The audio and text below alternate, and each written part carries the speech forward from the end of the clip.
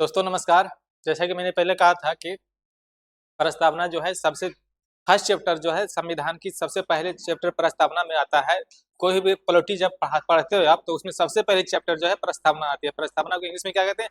Preamble कहते हैं। अब प्रियम्बल एक ऐसा चैप्टर है, प्रियम्बल से क्वेश्चन तो आते हैं बट वहाँ पर जो टीचर्स होते हैं वहाँ पर मात्र एक लेक्चर में पढ़ा के खत्म कर देते हैं। जो कि प्रियम्बल जो इतनी बड़ी चैप्टर है उसमें अगर सही ढंग से पढ़ाया जाए कम से कम तो 5 घंटे क्लास चलेगी। अब 5 घंटे क्लास में आपको क्या पढ़ना नहीं पढ़ना है, सारा सब क्या क्वेश्चन आएगा नहीं क्वेश्चन आएगा, किस तरह से क्वेश्चन बनते हैं और किस तरह से क्वेश्चन बनने की संभावना है, सारी चीजें मैं आपको बताऊंगा कि प्रस्तावना से कहाँ कहाँ क्वेश्चन आते हैं, कौन से संविधान जोड़े गए हैं, कौन से कैमे संविधान में जोड़े गए हैं, कैमे संविधान संशोधन में जोड़े गए हैं, 42वें में जोड़े गए हैं या 40वें में जोड़े गए हैं, कौन सी कमेटी की सिफारिश पर जोड़े गए हैं, कितने जजेस सुप्रीम कोर्ट में जो केसेस हुए हैं कौन कौन से केसेस जोड़े गए हैं, क्या प्रस्तावना में संशोधन हो सकती है या फिर नहीं हो सकती है, कौन कौन से केसेस में सुप्रीम कोर्ट के जज ने सुनवाई करी तो उसमें कितने बहुमत से पास करी, कितने बेंचेज उसमें बैठे हुए थे, कितने बेंचेज में कितने ने उसको बोला कि नहीं प्रस्तावना संशोधन नहीं हो सकता है, कितने लोगों ने बोला कि प्रस्तावना में संशोधन हो सकता है, कौन कौन से केसेज है, जैसे LIC केस है, बेरूबाड़ी केस है, SR बोमई केस है, और केशवानंद भारती केस है जो सबसे बड़ी केसेज में से एक बनाया जाता है। केशवानंद भारती में कितने जजेस की बेंच बैठे थे, इस चीज को सारा मैं बताऊंगा। जैसे यहाँ पर सबसे पहले आ जाओ कि प्रस्तावना क्या है। प्रस्तावना जैसे मैं आपको पढ़ाऊंगा तो प्रस्तावना इतनी बड़ी चीज है कि प्रस्तावना के पढ़े बगैर, प्रस्तावना जब पढ़ लोगे तो आपको पॉलिटी पढ़ना बहुत आसान लगने लगेगा। तो स्टार्ट करता हूँ कि प्रस्तावना क्या होता है। जैसे प्रस्तावना जो है, प्रस्तावना यहाँ से मैं देख रहा हूँ कि प्रस्तावना जो है पूरा आसान लगने लगेगा, और जैसी प्रस्तावना जब आसान लगेगा तो फिर आगे आपको कुछ नहीं करना है, आपको डेली आपको कंटेंट जाएगा, डेली पर डे आपको कभी क्वेश्चन के माध्यम से, कभी सब्जेक्ट के माध्यम से, कभी जैसे मैं प्रस्तावना पढ़ाऊंगा इसके जितने सारे क्वेश्चन पूछे गए आज तक UPSC में, NDA में, CDS में, UP PCS में, बिहार PCS में, SSC में, रेलवे में, MP PCS में, छत्तीसगढ़ PCS में, जितने सारे PCS में क्वेश्चन पूछे गए हैं सारे आपको आज बोर्ड पर चैप्टर खत्म होने के बाद सारे जब क्वेश्चन मैं आपको कराऊंगा विद सॉल्यूशन, सारे एक एक ऑप्शंस को मैं सॉल्यूशन करा करके मैं पढ़ाऊंगा, कौन से सॉल्यूशंस कहाँ आए हैं, कौन से सब जोड़े गए हैं, सारा चीज मैं बताऊंगा। बस खाली इसको धैर्य से आपको सुनना है, नोट डाउन करना है, और जहां पर बोलूंगा स्क्रीनशॉट लेकर कम से कम पढ़ लो, तो वहां पर आपको पढ़ लेना ही बेहतर है। अगर जो नहीं पढ़ोगे तो फिर आपको एक क्वेश्चन से अगर जो यहाँ से आता है तो क्वेश्चन आपको नहीं बनने का उम्मीद रहोगे कि नहीं बनेगा। इसमें साफ आएगा कि कौन कौन से शब्द इसमें जोड़े गए हैं, कब जोड़ा गया, 1976 में जोड़ा गया है, 74 में जोड़ा गया है, कौन से संविधान संशोधन से जोड़ा गया है, ये सब सारी बातें मैं आपको बताऊंगा। यहाँ पर आपको धैर्य से सुनना है और नोट डाउन करना है कॉपी पे। आपको कुछ नहीं, आपको एक पैसे नहीं लिया जा रहा है कोचिंग के माध्यम से, क्लासेज के माध्यम से। आपको क्या करना है, सिर्फ इसको कंटिन्यू आपकी क्लासेज जाएगी फ्री में, फ्री ऑफ कॉस्ट। कुछ नहीं करना, आपको सिर्फ नोट डाउन करना है फ्री ऑफ कॉस्ट। मैंने वादा किया है कि पॉलिटी की जितनी सारी क्लासेज है, पॉलिटी में जितनी क्लासेज होंगे, 60 क्लास, 50 क्लास, 80 क्लास, सारी की सारी आपको प्ले प्ले में जाओगे, प्ले स्टोर में प्ले में जाओगे तो सारा सारा आपको जो है कि सीक्वेंस में मिल जाएगा, आपको सारे चैप्टर मिल जाएंगे, वहां से आपको कर लोगे तो कहीं से कोई टीचर से आपको पर, अ, पढ़ने की जरूरत नहीं पड़ेगी। खासकर पॉलिटिकल साइंस की मैं बात कर रहा हूँ, कहाँ कुछ भी पढ़ने की जरूरत नहीं पड़ेगी यहाँ पर जो है। इसलिए मैं कह रहा हूँ कि यहाँ पर सारी की सारी आपको ध्यान देना होगा, और बाकी कुछ नहीं, बाकी सब कुछ करते रहो, बाकी सब कुछ आपको मिलते जाएगा। बस आपको क्या करना है इसके बदले में, सब्सक्राइब शेयर करते जाना और लाइक करते जाना, इसमें आपको 1 रुपया नहीं लगना। बाकी जो सारा सब कुछ मैं आप दूंगा, आपको कुछ नहीं करना है, सबके सब आपको अवेलेबल मिलेगा। प्रिंट प्रिंटिंग मिल जाएगा, प्रिंटिंग मटेरियल मिल जाएगा, सारी सब कुछ, सारे क्वेश्चंस मिल जाएंगे। और ये भी बता दूंगा कौन से क्वेश्चन कौन से पीसीएस में पूछे गए हैं, रेलवे में पूछे गए हैं, एसएससी में पूछे गए हैं, सारी सब कुछ मैं आपको बता दूंगा। यहाँ पर चलिए स्टार्ट करता हूँ।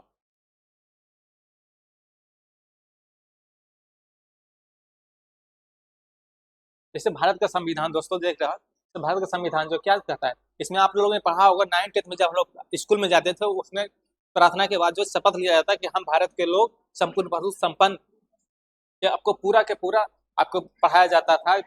प्रार्थना के बाद ऐसे करके हाथ लेकर बताया जाता था कि इस तरह से हाथ रखो ताकि संविधान की शपथ हम ले सके। यहाँ पर क्या है,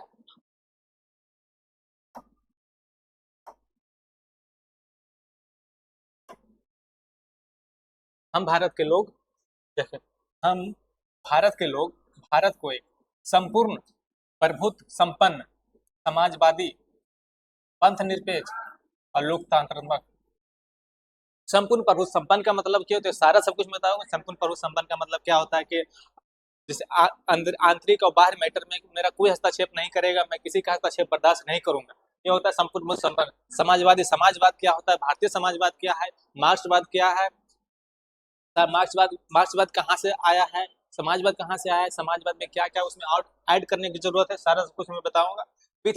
पता नहीं पूरा बीपीएससी यूपीएससी लेकर के पूरे ग्रुप डी से लेकर के यूपीएससी तक मैं सारा क्वेश्चन मैं आपको अवेलेबल करा दूंगा, सारे के सारे आपको अपडेटेड क्वेश्चन मिल जाएगा। इसलिए आपको कुछ नहीं करना, आपको सिर्फ सुनते रहना, सब्सक्राइब करते जाइए, शेयर करते जाइए, बाकी और कुछ नहीं करना। जैसे गणराज, गणराज का मतलब है गणराज सबसे पहले कहाँ आया, जब एंशिएंट हिस्ट्री जब पढ़ाऊंगा सबसे पहले गणराज कहाँ आया, तो बिहार में आया। बिहार में कौन सा, तो वैशाली गणराज आया था, लिच्छवी गणराज के नाम से जाना जाता था, वहां पर मैं आपको बताऊंगा। इसके लिए संपूर्ण समस्त नागरिकों को देखो यहाँ पर सामाजिक, आर्थिक और राजनीतिक न्याय, न्याय कितने प्रकार के हैं, सामाजिक न्याय, आर्थिक न्याय और राजनीतिक न्याय। न्याय कितने प्रकार की है, न्याय जो है 3 प्रकार की, सामाजिक, आर्थिक और राजनीतिक न्याय कितने प्रकार के, 3 प्रकार के सामाजिक न्याय।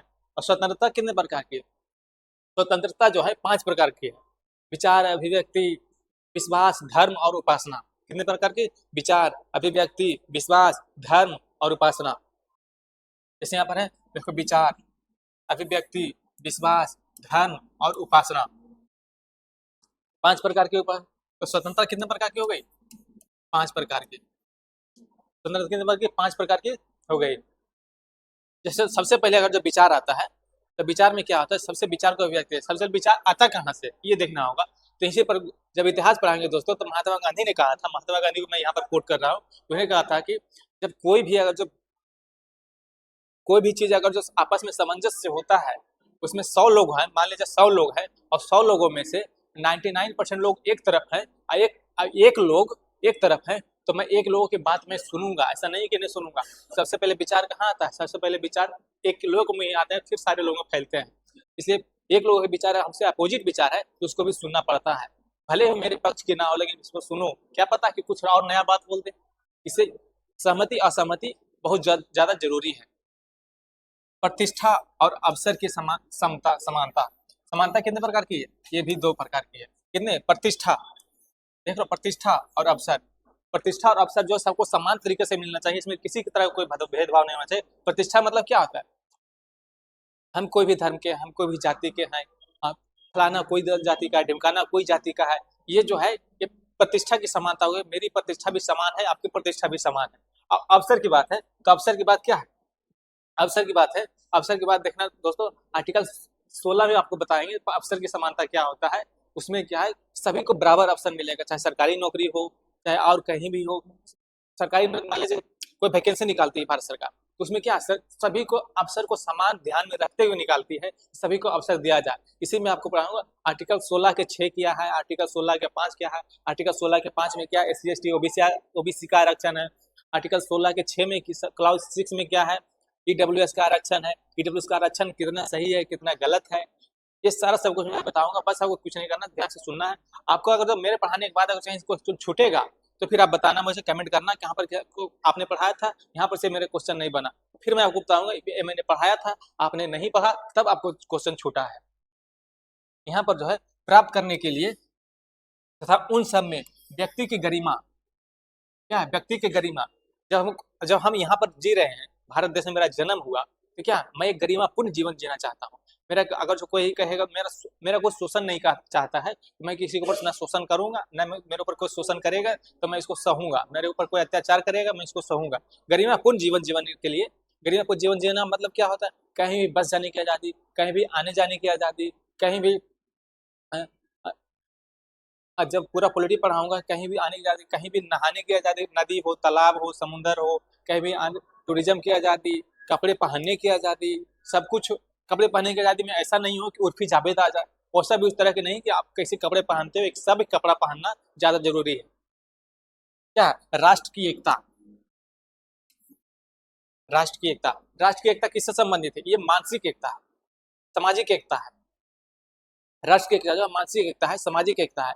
एकता मतलब क्या होता है, हम लोग आपस में सामंजस्य बैठा करके रहेंगे ताकि एकता भाव बना रहे, एक रहे हम लोग पूरे भारत में। अगर जो कहता ना, एक घर में 4 भाई है और चारों अगर जो एक है तो बाहर वाले किसी की हिम्मत नहीं होता है उस घर की तरफ आंख उठा कर भी देखे। अगर जो आंख उठा कर देखेगा उसको आंख निकाल लेते हैं लोग। अगर सब भाई एक तरफ है तो क्या क्या अखंडता। अखंडता क्या है? अखंडता एक बाहरी मैटर है, भूमि से संबंधित है अखंडता।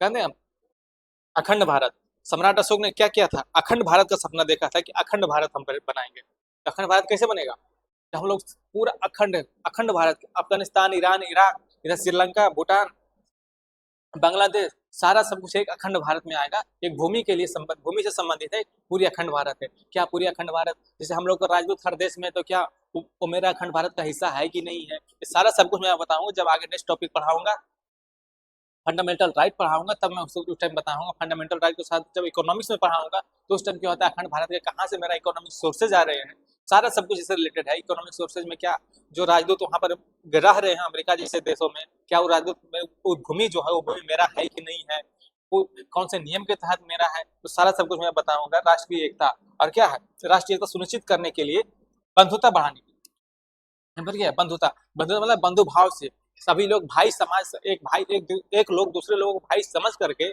बंधु भाव से रहेंगे। इसी को इंग्लिश में कहते हैं फ्रेटर्निटी। बंधु भाव से रहेंगे तो किसी का हिम्मत नहीं कोई कुछ बिगाड़ पाएगा। दृढ़ संकल्प होकर अपनी संविधान की सभा में आज तारीख 26 नवंबर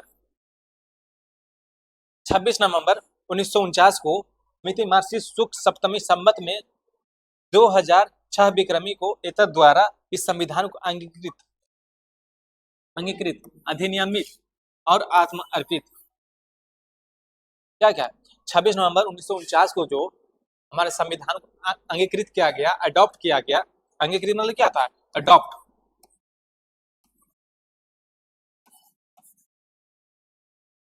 अधिनियमित इनएक्ट,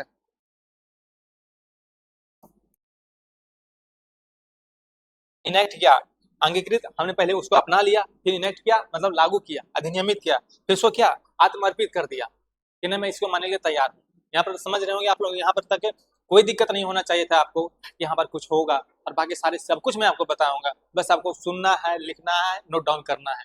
बाकी जहाँ तक सारी प्रिंटेड नोट्स आपको डिस्क्रिप्शन बॉक्स में मिल जाएगा, बस उसके लिए कुछ नहीं करना है, आप लोग को आगे बढ़ते जाना है बस। पॉलिटी के सारे क्लास, 50 क्लास हो, 60 क्लास हो, 70 क्लास हो, जितनी क्लासेज होंगे, 80 क्लास हो, 90 क्लास हो, सारे क्लासेज अगर सारा पीवाईक्यू को देख लेंगे, सारा पीवाईक्यू और सारे चैप्टर के कराएंगे तो मुश्किल से 90 क्लास जाएंगे आपकी क्लास। और 90 क्लास में आपको श्योर गारंटी देता हूँ कि 90 क्लास में आपको 90% क्वेश्चन वहां से आएंगे, तो 90% वहां क्वेश्चन करने की स्थिति में रहोगे। हालांकि प्रस्तावना की जहां तक बात है, प्रस्तावना की बात बता दो कि 99% क्वेश्चन आप करने की स्थिति में रहोगे।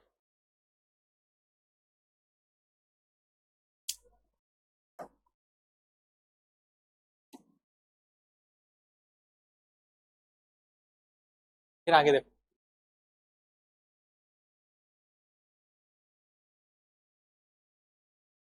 यहाँ पर देखो, प्रस्तावना से तात्पर्य संविधान की भूमिका से।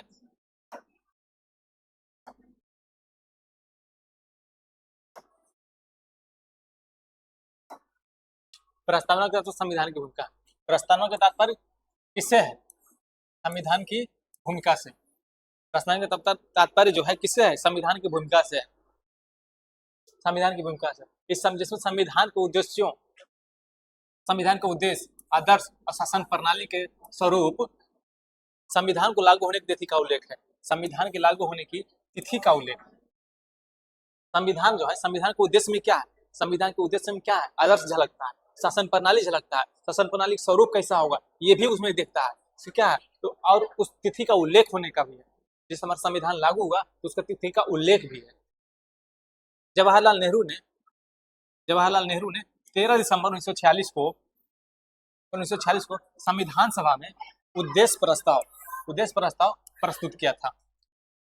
यहाँ पर तुम्हारा एक क्वेश्चन बन रहा है, यहाँ पर आप लोगों को मैं बताता हूँ, यहाँ पर से एक क्वेश्चन बनेगा, बिल्कुल बनता है, यहाँ पर से क्वेश्चन बार बार रिपीट होते हैं।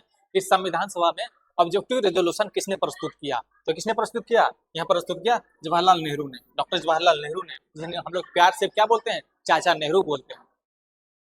यहाँ पर जवाहरलाल नेहरू ने 13 दिसंबर 1946 को ऑब्जेक्टिव रेजोल्यूशन प्रस्तुत किया। ऑब्जेक्टिव रेजोल्यूशन मतलब क्या होता है, जब आप कहीं जाते हो किसी से बात करते हो, मान लीजिए एक लड़का एक लड़की दोनों की शादी तय हो रही है, तो लड़की वाले लड़का लोग अक्सर घर जाते हैं, तो लड़की वाले क्या अक्सर एक प्रपोजल रख के जाते हैं, प्रपोजल लेकर के जाते हैं, क्या प्रपोजल लेके जाते हैं कि हमारी एक अच्छी सी सुंदर सी बेटी है, वो ये कर रखी है, matric inter BA graduation BTech MTech जो भी हो सारा कर रखी है, ऐसी फोटो है, ऐसा मैं आपके लड़के के लिए पक्ष लेकर के आया, क्या एक प्रस्ताव लेकर के गया, प्रस्ताव किस ले गया, उद्देश्य एक उद्देश्य से लेकर के गया कि नहीं मेरी बेटी ऐसी है, इतनी सुंदर है, ये है वो है, दिस दैट जो भी हो, जितनी सारी होती है सारे सब कुछ बताते हैं उस लड़के वाले को, लड़के वाले क्या करते हैं फिर उस पर विचार करते हैं क्या सही है मेरे लिए कि नहीं है, सारा सब कुछ देखते हुए उस पर देखते हैं।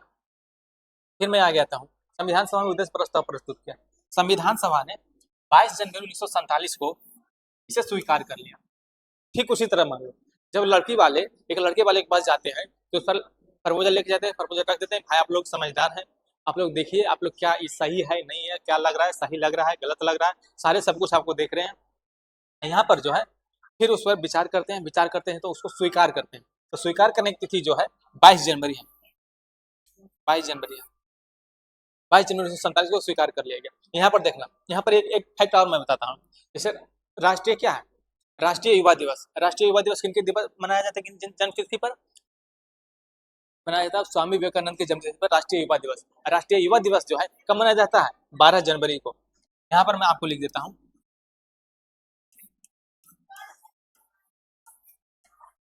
राष्ट्रीय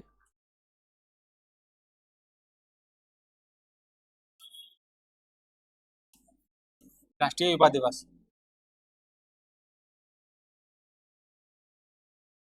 युवा दिवस कब मनाया जाता है 12 जनवरी को,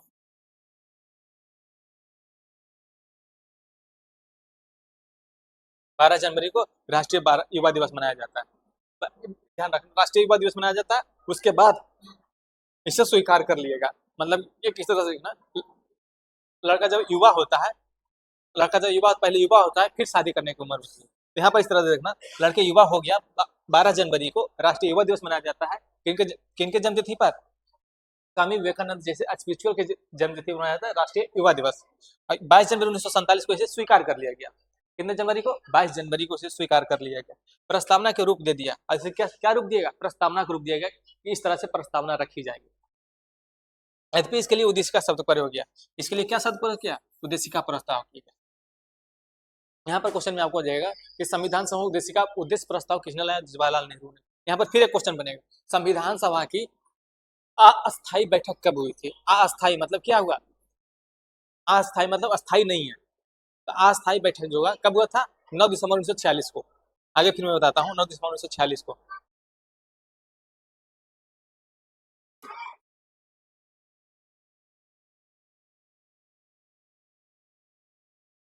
देखिए यहाँ पर देख लो,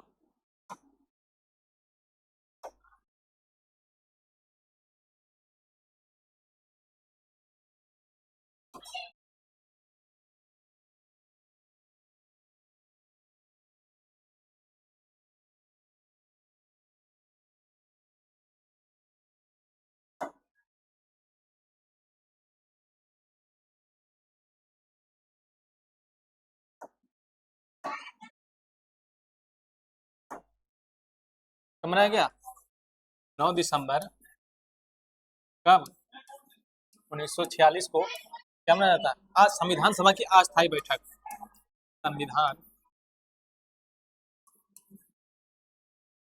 संविधान सभा की संविधान सभा की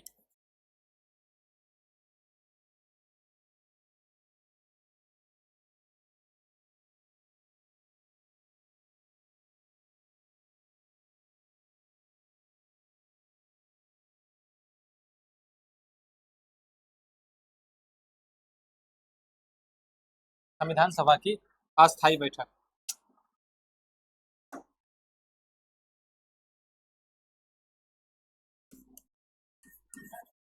अस्थायी बैठक बुलाई गई, इस बैठक की अध्यक्षता किसने किया, यहाँ पर आ जाओ, अध्यक्षता अध्यक्षता किसने किया, डॉक्टर किसने किया, सचिदानंद सिन्हा ने,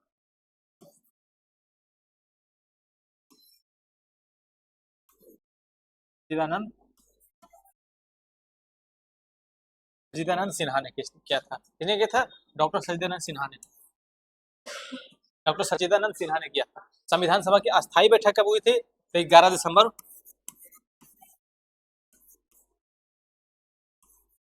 1946 को। इसकी अध्यक्षता किसने की थी?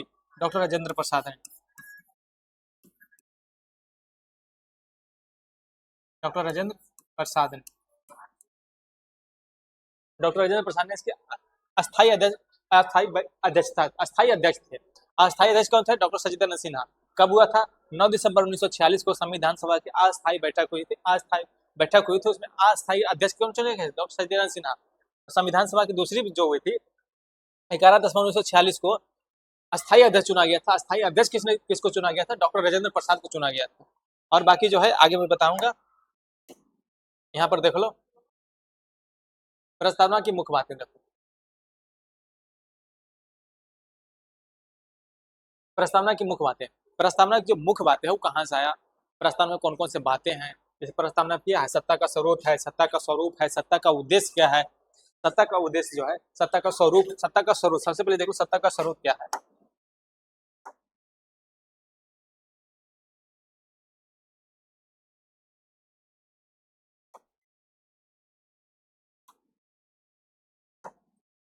सत्ता का उद्देश्य जो है,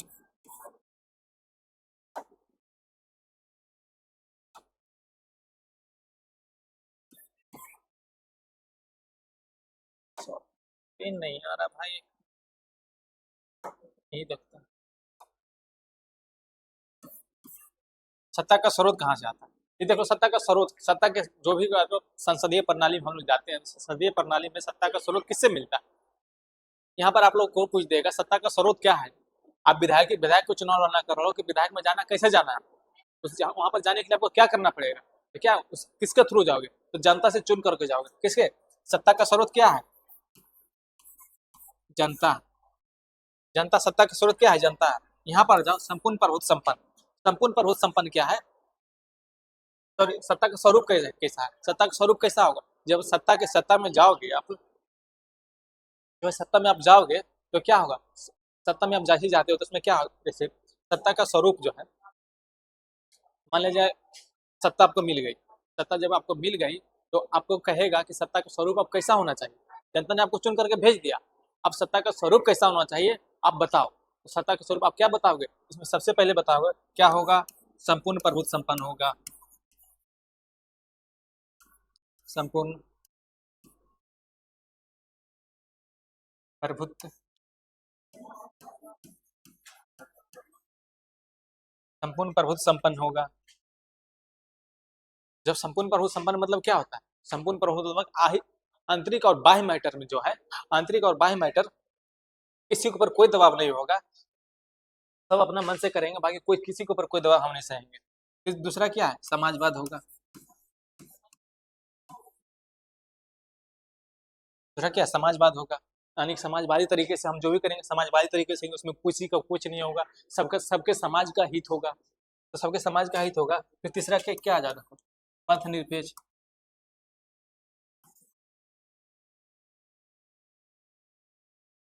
पंथ निरपेक्ष। फिर आ जाओ चौथा में क्या आएगा? चौथा में आएगा तो पंथ निरपेक्ष क्या है? किसी किसी एक धर्म के लिए, विशेष के लिए हम कुछ नहीं करेंगे कि एक धर्म को दूसरे पे अगर जो गोली चला रहे हैं उसको गोली चलाने देंगे, नहीं। मना तो हम सबको करेंगे, बाकी जो होगा सब कुछ करेंगे। अब पंथ निरपेक्ष कैसा होगा? लोकतंत्रात्मक होगा। कैसा होगा? लोकतंत्रात्मक होगा।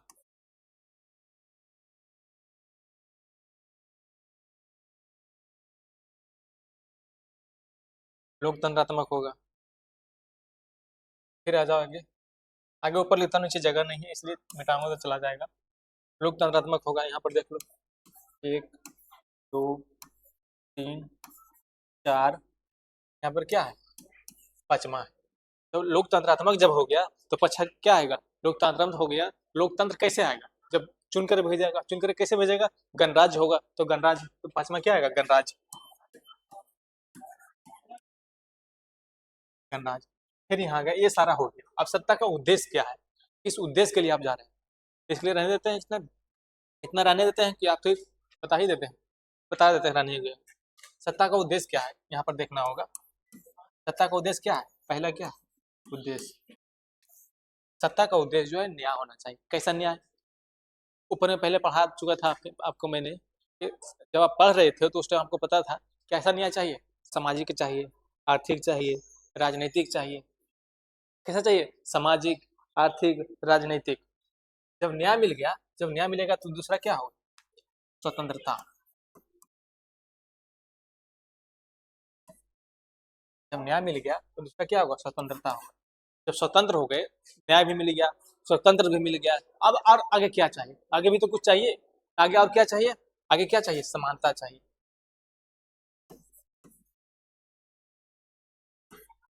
आगे और क्या चाहिए, समानता चाहिए। जब समानता मिल गया, तो समानता मिल गया तो और आगे क्या चाहिए। आदमी की लिमिट कभी खत्म नहीं होती है ना, आदमी की नीड कभी खत्म नहीं होती। ये मिल गया लगता है वो भी मिल जाए, वो मिल गया लगता है वो भी मिल जाए, तो इससे क्या होगा, आदमी के लिमिटलेस है, कोई लिमिट नहीं है, इसके सब कुछ चाहिए। तो कहेगा, जब समानता मिल गया तो क्या कहेगा कि मैं गरिमा के साथ जीना चाहता हूँ। तो यहाँ क्या आएगा, व्यक्ति की गरिमा आएगा, व्यक्ति की व्यक्ति की गरिमा आएगा। जब व्यक्ति की गरिमा आ गया, व्यक्ति गरिमा के साथ जीना सीख गया, तो व्यक्ति जब गरिमा आएगा तो उसमें क्या होगा, व्यक्ति जब गरिमा पूर्ण जीवन जीने लगेगा,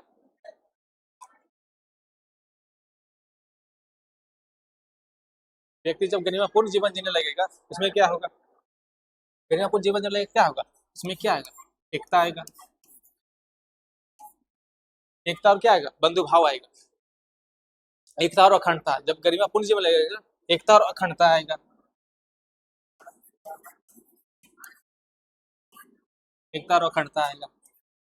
जब एकता और अखंडता आ गया, एक एक भी हो गए, अखंड भी हो गए, तब क्या करना है, एक भी हो गए, अखंड भी हो गए, अब क्या करना है, तब क्या करना है, बंधी भाव से रहना है, बंधु भाव से, यानी कि फ्रेटर्निटी, भाई के समान रहना है। तो भाई के समान कैसे रहोगे, बंधुता यहाँ पर आ गया।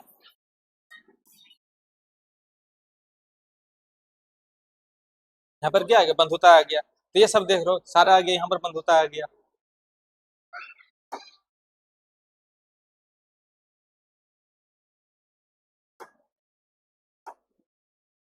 दिख रहा, नहीं दिख रहा, फिर से लिख देता हूँ भाई।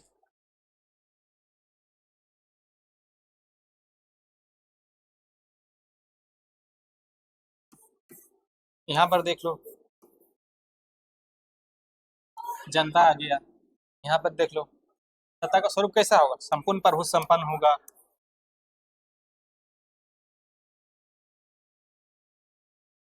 संपूर्ण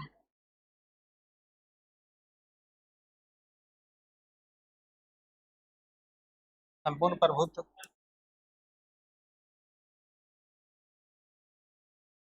संपूर्ण प्रभु संपन्न आएगा। फिर दूसरा क्या आएगा,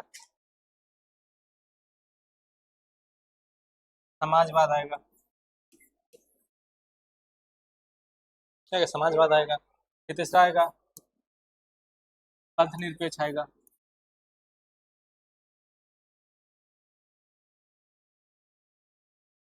पंथ निरपेक्ष आ गया।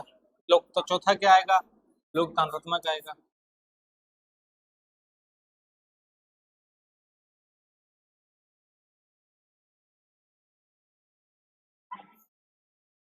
लोकतांत्रात्मक आ गया।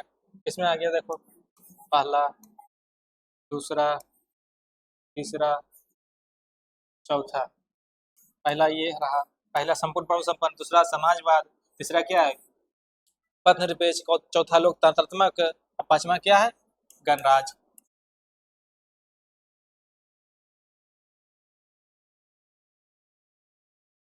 चौथा या गणराज। फिर इधर देख लो, सत्ता का उद्देश्य किस क्या होगा।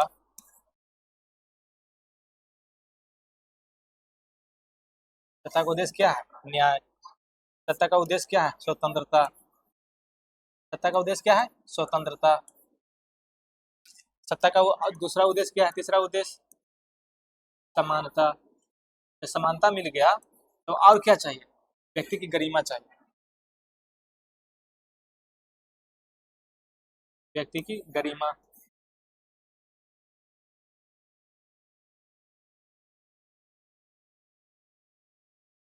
व्यक्ति की गरिमा, व्यक्ति की गरिमा जब आ गया तो उसमें क्या आएगा, एकता आएगा। इसमें क्या आएगा, एकता आएगा।